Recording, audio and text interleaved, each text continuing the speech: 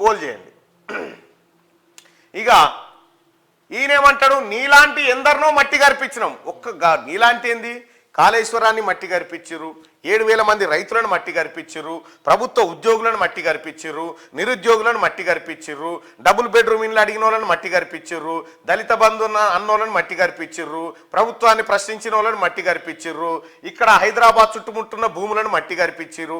ఇట్లా ఎన్నో రకాలైన మట్టి గర్పించిన ఘనకీర్తి మీ కుటుంబానికి దక్కింది. ఇక్కడ పత్రికల్లో లేవనెత్తుతున్న అంశాలు కానీ, బయటపడుతున్నటువంటి మీ బొక్కలు కానీ, వీటి మీద మీ టాపిక్ ఉందా? లేదు. ఇక్కడ నీలాంటి ఎందరినో మట్టి గర్పించినాం. సీఎం రేవంత్ పై కేటీఆర్ ఫైర్ అయినట. కేసీఆర్ ఈ పిల్లి కూతలు మీ పిల్లి కూతలకు ఇక్కడ ఎవడు భయపడేటోడు లేడు, ఇక్కడ ఎవడు బెనికెట్టోడు లేడు. తెలంగాణ జెండాను ఎందుకు బొంద పెడతావు? తెలంగాణ జెండా ఏందా కేసీఆర్? నీది తెలంగాణ జెండానా? నీ గులాబీ రంగు మొత్తం ఎంటైర్ తెలంగాణకు ఆత్మగౌరవ జెండానా అది? ఒకవేళ అట్లా అనుకున్నా కానీ దాన్ని బొందబెట్టింది ఎవడు? దాన్ని బొందబెట్టినోడు ఎవడు? తెలంగాణ జెండాను బొందబెట్టినోడు ఎవడు? మీరే కదా. నాది ఇండియా మ్యాప్ అంటివి. ఇండియా మ్యాప్ అంటివి, నాది ఇండియా జెండా అంటివి. దాని మీద తెలంగాణ బొమ్మను తీసేసినోడు ఎవడు? జనావు ఆ సన్నాసి కూడా చెప్పాలి.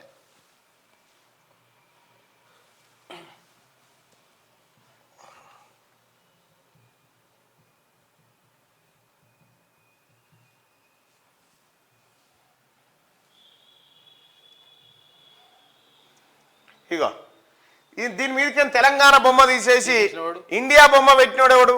గీదుండే అప్పుడు ఇగో గీదుండే. ఈ బొమ్మ తీసేసినోడు, తెలంగాణ బొమ్మను బొమ్మ పెట్టినోడు ఎవడు చెప్పాలి?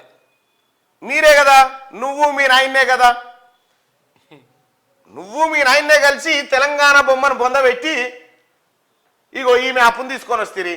టీఆర్ఎస్ అంటే తెలంగాణ రాష్ట్ర సమితి అనే పేరు తీసేసి ఇగో భారత్ రాష్ట్ర సమితి అని పెడితిరి. అసలు బొంద పెట్టిన వాళ్ళు మీరేనా? ఆ పార్టీల పేర్లే తీసేస్తారు. ఆ బొందలో ఇంకా అదొకటే కాదు, మీ జీవితాలు కూడా అలానే బొంద పెట్టుకున్నారు. అయిపోయింది అది. నీకు టీఆర్ఎస్కి ఏం నీకు తెలంగాణకి ఏం సంబంధం? నీకు అసలు తెలంగాణకు మీ పార్టీకి ఏం సంబంధం? తెలంగాణ తెచ్చినందుక, డెవలప్ చేసినందుక? తెలంగాణ తెచ్చినాడు. మీ నాయన నిమ్స్లో నిరాహార దీక్ష పేరుతోటి సెలైన్స్ పెట్టుకొని సాటుకు కొంగు సాటుకు తీసుకపోయిన ఇడ్లీలు బజ్జీలు తినుకుంటా మీరు నిమ్స్ కాడ ఒక విజువల్ అబ్జర్వ్ చేయండి. ఆ రోజు ఏమో ఉద్యమం కదా అని సప్పుడే కూకున్నాం కానీ ఇటు దిక్కేమో మీడియా నిలబడ్డది. ఆయనను బయటకు తీసుకొచ్చారు. బయటకు తీసుకురాని ఇటు చూసిండు, ఇటు మీడియాను చూసి ఇట్లు వేసిండు మెల్లిగా, కోడి మెడలు వేసిండు. నీ యాక్టింగ్ అప్పటికే తెలుసు మా అందరికీ. కానీ ఏం చేస్తాం? వికారాబాద్ చంద్రశేఖర్ గారికి తెలియదా నువ్వేం తిన్నది, ఏం దాగిపన్నదాడా? లేకపోతే విజయరామారావు గారికి తెలియదా? ఎవరికి తెలియదా? అయ్యా మీ నాయన తెలంగాణ తెచ్చినాడు. మీ నాయన తెలంగాణ తెస్తే 1,200 మంది ఎందుకు ఎటు పోయినట్టు? మరి వాళ్ళు 1,200 మంది ఎటు పోయి కాశీకి పోయినారు. మీ ఇంట్లో నీ ఒంట్లో కానీ, కేటీఆర్ ఒంట్లో కానీ, కవిత ఒంట్లో కానీ, హరీష్ రావు ఒంట్లో, సంతోష్ రావు ఒంట్లో ఇంత పెద్ద తెలంగాణ ఉద్యమంలో ఒక్క రక్తం సుక్క రాలిపడకపోయినా ఆ భూమి మీద మీరే తెచ్చినంటే. ఒకవేళ నువ్వు అంటున్నావు కదా తెలంగాణ తెచ్చినందుక అని అంటున్నావు కదా, తెలంగాణ ఎట్లొచ్చింది అనేది మీ నాయన నోటి నుంచి ఇందాం. మీ నాయన నోటి నుంచే ఇందాం తెలంగాణ ఎట్లొచ్చింది అనేది.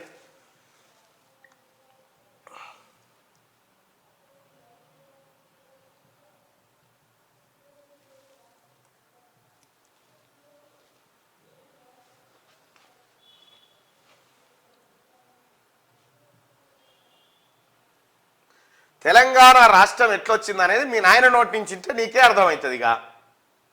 మరి ఆ పులే వచ్చి కరవాలే. ఆ దంతాలు లేని పులి ఉంది కదా, ఆ పులి వచ్చి ఇలా కొడుకుని గరిస్తే ఖుద్దు కేసీఆరే చెప్పిండు కదా అసెంబ్లీలో ఏమని, తెలంగాణ రాష్ట్రం ఆ తల్లి సోనియా గాంధీ పుణ్యాన్ని వచ్చిందయా అని చెప్పింది. మరి కొడుకేం గిట్లా అంటాడు?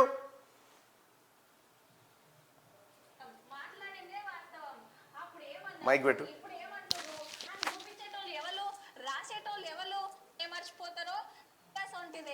మీరు సీఎం సార్ ముందే గుర్తుపట్టి కొద్ది అసెంబ్లీనే చెప్పిండు క్లియర్ గా. ఇలా ఒక్కొక్కడు అంటాడు బేకూఫ్ గడు ఇచ్చింది సోనియమ్మ ఇచ్చినారు మర్యాదగా ఈ బలుగుతుంది లేకపోతే అంటే ఈ చింతపండు అవుతుంది అంటే కాంగ్రెస్ ది గప్పుడు. సోనియా గాంధీ గారి ఇనిషియేటివ్ వల్లనే ఈరోజు తెలంగాణ రాష్ట్రం సాకారం అయ్యింది. అందులో ఎటువంటి డౌట్ కూడా ఎవరికి కూడా ఉండాల్సిన అవసరం లేదు. 12-13 సాధారణంగా మనం ఏం చెప్తాం, కొడుకు తప్పు మాట్లాడుతుంటే ఓ చెంపదెబ్బ ఎత్తాం. వేయొచ్చు కదా రామన్న ఒకటి. మీ నాయన్నేమో తెలంగాణ రాష్ట్రం సోనియా గాంధీ ఇనిషియేటివ్ వల్లనే వచ్చిందని కేసీఆర్ చెప్తా ఉన్నాడు. కేటీఆర్ ఏమంటా ఉన్నాడు, చీచి మా నాయనతో వచ్చింది తెలంగాణ, తెలంగాణ తెచ్చినందుకు అంటుండు.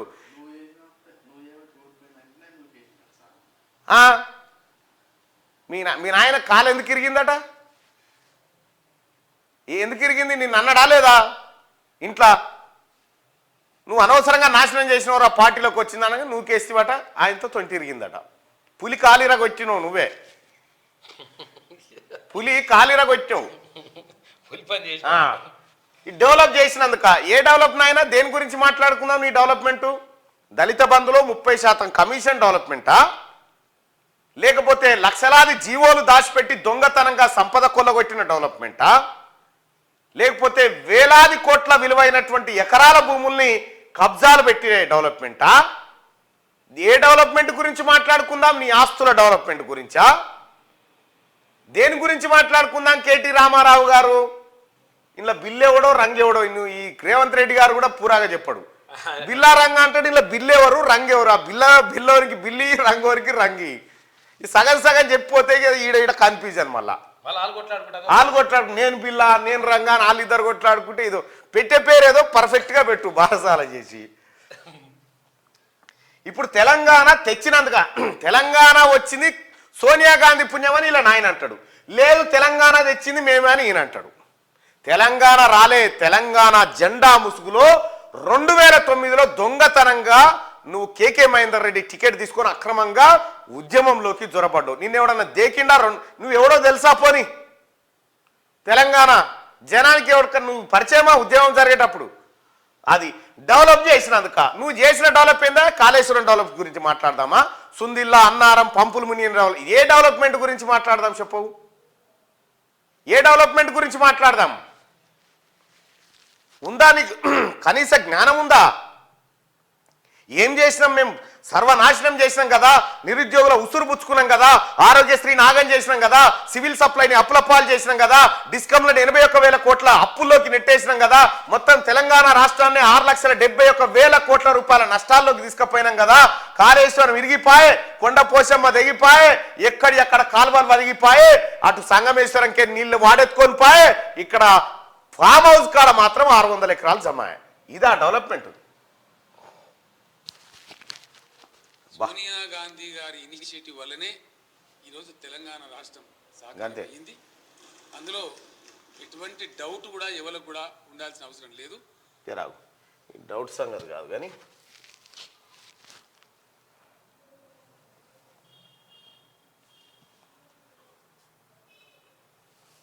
ఐఎమ్ ఆన్ రికార్డ్ అని చెప్పి ఎన్డీటీ వాళ్ళకి స్పష్టంగా కుండబద్దలు కొట్టి చెప్పిన అధ్యక్ష.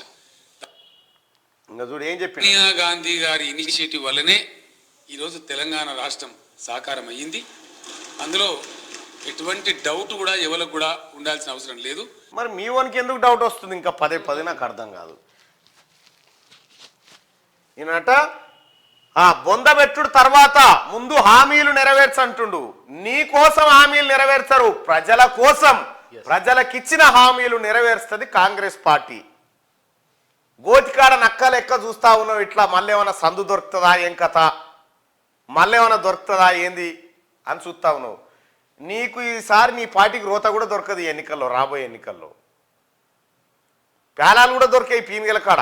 ఎట్లాగైనా అమలు చేస్తున్నారని అమలు అంటుండు. నేను చెప్తేనే అమలు చేసిరు, లేకపోతే చేయకపోతుండని చెప్పుకో తిరుగుతారు వీళ్ళు. ముందు హామీలు నెరవేర్చు. హామీలపై తప్పించుకోవాలని చూస్తే వదిలిపెట్టం. నువ్వు ఉంటే కదా ఫస్ట్ ఈడ నీ కోసం వేట కొనసాగుతుంటే గాలి మోటార్ ఎక్కి తుర్రుమంటావు, వదిలిపెట్టావట ఫస్ట్గా. కరెంటు బిల్లులు కట్టొద్దు, వాటిని సోనియాకు పంపించాలి. ఫస్ట్ నీ ఫామ్ హౌస్ బిల్లులు మాకు పంపు. మీ అయ్య ఫామ్ హౌస్ లో ఎంత కరెంటు కాలుతా ఉందో ఆ బిల్లులు పంపు. ఎన్నేళ్ల నుంచి ఆ కరెంటు బిల్లు ఇక్కడ పంపు. ముఖ్యమంత్రి గారు రేవంత్ రెడ్డి గారు దయచేసి ఈ దొంగల ఫామ్ హౌస్లలో ఎంత కరెంటు కాలింది ఇప్పటిదాకా ఒక్కసారి లెక్క కావాలి సార్. ఎస్, ఎన్ని యూనిట్ల కరెంటు వాడిరు వీళ్ళు ఈ లెక్క తీరి.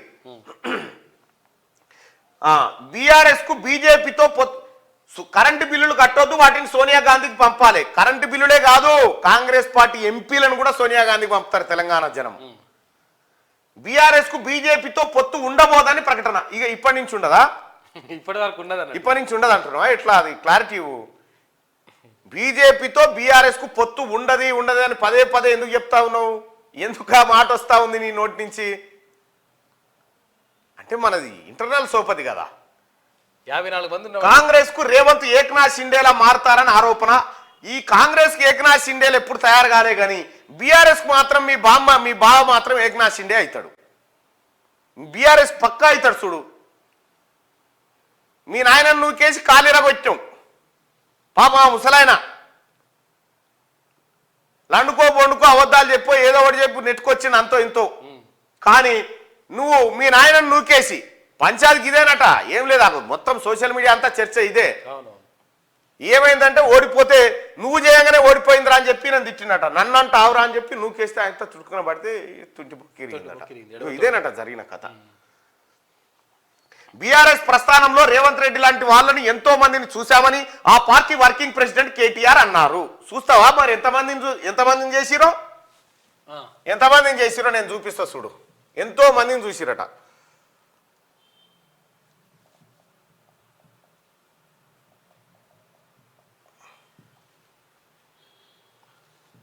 చూడు, ఎంతో మందిని చూసిరటగా.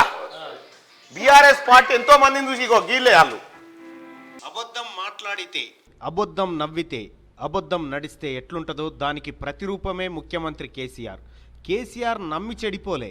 కేసీఆర్ను నమ్మి చెడిపోయిన వాళ్ళ లెక్క హనుమంతుని తోకంత అవుతుంది కావచ్చు. తెలంగాణ ఉద్యమం సురువు కాడికెళ్ళి మొదలు పెడితే ఇప్పటిదాకా కేసీఆర్ చేతుల దారుణంగా మోసపోయిన రాజకీయ నాయకుల జాబితా ఇగో ఇది.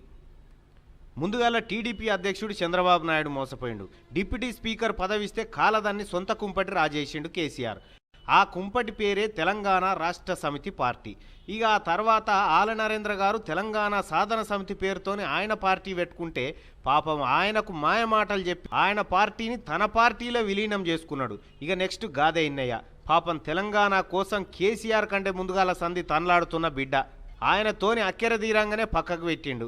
రెహమాన్ టీఆర్ఎస్ పార్టీకి ఇటుకలు వేర్చినోడు. ఇప్పుడు యాడున్నాడో తెలియదు. చంద్రశేఖర్ కేసీఆర్ కంటే పెద్ద లీడర్.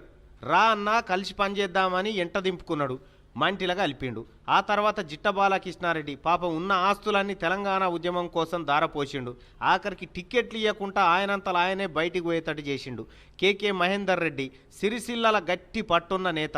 తన కొడుకు కేటీఆర్ను లీడర్ను చేస్తేందుకు మహేందర్ రెడ్డి రాజకీయ జీవితంతోని ఆట ఆడుకున్నాడు కేసీఆర్. ఈయనైతే వలవల ఏడ్చుకుంటా పోయిండు టీఆర్ఎస్ భవన్ నుంచి. రవీందర్ నాయక్ బంజారా గాంధీవే రవీందర్ అన్నా నువ్వని ఆకాశమంతా మీదికి లేవట్టి టికెట్ ఇవ్వకుండా కిందెత్తేసిండు. 7 దోషాల మన్నెత్తిపోసిండు కేసీఆర్ మీద రవీందర్ నాయక్.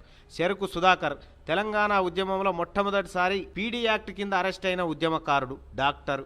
ఆయనకు టికెట్ ఇవ్వకుండా ఆగం చేసిండు. కుడుదుల నగేష్ ఆలేరు ఎమ్మెల్యేగా గెలిచిన దళిత బిడ్డ. ఆయన నోట్లే మన్ను పోసిండు. విజయశాంతి చెల్లె అని తింపుకున్నాడు. చెల్లె సీట్లకెళ్ళి తనే నిలబడ్డాడు. చెల్లెను కట్టుబట్టలతో బయటికి పంపించిండు పార్టీలకెళ్ళి. తల్లి తెలంగాణ పార్టీని విలీనం చేసుకున్నాడు. తెలంగాణ రాష్ట్రం ఇస్తే నా పార్టీని నీ పార్టీలో కలిపేస్తా అని సోనియా గాంధీని నమ్మించి మోసం చేసిండు ఇదే కేసీఆర్. అటు జయశంకర్ సార్ కలలను మోసం చేసిండు. తన ఇంటిని ఆఫీస్కి ఇచ్చిన కొండా లక్ష్మణ్ బాపూజీని కూడా పట్టవగటిలే మోసం చేసిండు కేసీఆర్. కేశవరావు జాదవ్ను శంకరగిరి మాన్యాలు పట్టించిండు. ముఖ్యమంత్రి సీటు దగ్గరకు వస్తుందని తెలుసుకొని కోదండరామరెడ్డిని దూరం చేసిండు. తెలంగాణ రాష్ట్రంలో దళిత ఉప ముఖ్యమంత్రి అని మురిసిన తాటికొండ రాజయ్యను అవమానించి క్యాబినెట్లకేం తీసేసిండు. తెలంగాణ ఉద్యమం కోసం మావోయిస్టు పార్టీ నిడిచిపెట్టి వచ్చిన సాంబశివుడు, కోనాపూర్ రాముల కుటుంబాలను నిట్ట నిలువున ముంచిండు. కడియం శ్రీహరి ఆయన ఉనికే లేకుండా చేసిండు. నాయన్ నరసింహారెడ్డికి తెడ్డు చూపెట్టిండు. వెంకటస్వామి కొడుకు వివేకును నమ్మించి రాజకీయ గొంతు కోసిండు. రామునికి హనుమంతుని లెక్క కేసీఆర్కు నేనని తిరిగిన రాముల నాయకును పార్టీలకేం సస్పెండ్ చేసిండు. పాపం శ్రీకాంతాచారి తల్లి శంకరమ్మకు టికెట్ ఇవ్వకుండా ఆగం చేసిండు. కొండా మురళి దంపతులను కూడా ఆగమాగమే చేసిండు. సోయం బాబురావు టికెట్ వేరేటోళ్ళకు అమ్ముకొని అట్లాగం చేసిండు. చేసిండు. చెరుకు ముత్యం రెడ్డికి 7 సేర్ల నీళ్లు దాపిండు. ఎం సుదర్శన్ పత్తకే లేడు. మాజీ ఎమ్మెల్యే సంతోష్ రెడ్డి పని ఖతం చేసిండు.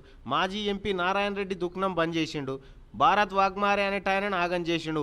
మందాడి సత్యనారాయణ రెడ్డి పత్తకేలేడు. ఖమ్మంపాటి లక్ష్మారెడ్డి యాడున్నాడో తెలియదు. కొమ్మూరి ప్రతాప్ రెడ్డి కొమ్ములు ఇరిచేసిండు. బండారు శారారాని బతుకుదెరువు తెరులు చేసిండు. అచ్చ విద్యాసాగర్ ఆస్తులన్నీ అమ్ముకున్నాడు దొరవారజయంగా. గుడిమల్ల రవికుమార్ చింతసామిలకు చింతన తప్ప మిగిలింది ఏమి లేదు. మొలుగూరి భిక్షపతి ముఖమే బంగారమైంది. నారాయణరావు పటేల్ చూద్దామన్నా కనిపిస్తలేడు. ఎమ్మెల్బి రాజేశ్వర్ ఇల్లే అమ్ముకున్నాడు. మధుసూదన్ రెడ్డి మాజీ ఎంపీ మనీ లేకుండా చేసిండు.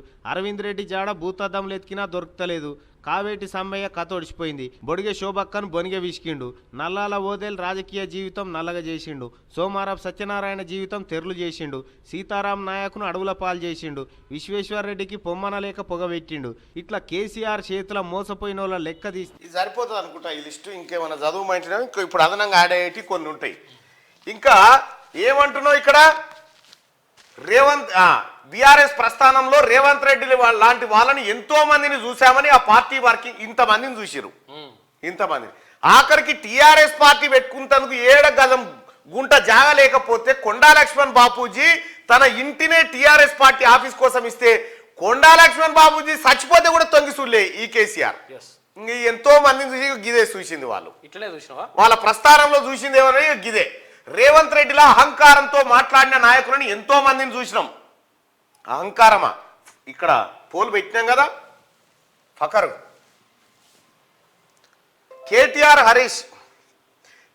హరీష్ రావుల బలుపు తగ్గలేదని రేవంత్ రెడ్డి అంటాడు. కేటీఆర్ హరీష్ బలుపు తగ్గలేదా అంటే ఎస్, కేటీఆర్ హరీష్ బలుపు తగ్గలేదని 193% మంది అంటారు. రామారావు ఇగో ఇది నీ బలుపు తగ్గలేదట. ఇంకా ప్రజల మాట ఇది. ఇంకా బీఆర్ఎస్ ను 100 మీటర్ల లోపల బొందబెట్టే సంగతి తర్వాత ముందు హామీలను 100 రోజుల్లో నెరవేర్చడంపై దృష్టి పెట్టాలి అని వ్యాఖ్యానించాడు. మీకోసమో మీ మాటల కోసం వెయిట్ చేస్తలేదు ప్రభుత్వం తన పని తాను చేసుకుంటూ పోతుంది. శనివారం తెలంగాణ భవన్లో నిర్వహించిన సికింద్రాబాద్ హైదరాబాద్ లోక్సభ నియోజకవర్గాల సన్నాహక సమావేశంలో కేటీఆర్ మాట్లాడారు. రేవంత్ లెక్కనే ఎందరో మక్కలో పుట్టి పుబ్బలో పోతదని బీఆర్ఎస్ పై నిలిగినరు. 2.5 దశాబ్దాలుగా పార్టీ నిలబడి అలాంటి ఎందరినో మట్టి గరిపించింది. ఇంతమందిని మట్టి గరిపించింది పార్టీ. ఇప్పుడు చదివితిరుగా లెక్క, ఇంతమందిని మట్టి గరిపించరు. ఏ మాత్రం సిగ్గు శరం లేకుండా కనీసం చీమునెత్తురని ఉండాలి. పార్టీ కోసం పనిచేసిన వాళ్ళు ఎటుపోయిరు, ఏమైపోయారు, అంత దొంగలకు లంగలకు లఫంగలకు వాళ్ళతో సోపతి. అహంకారం ఎవరికి ఉండే? మీకు ఎవరన్నా కలిసిరా? ఎవరన్నా కలిసిరా? కలిసినా నువ్వు కలిసినావా?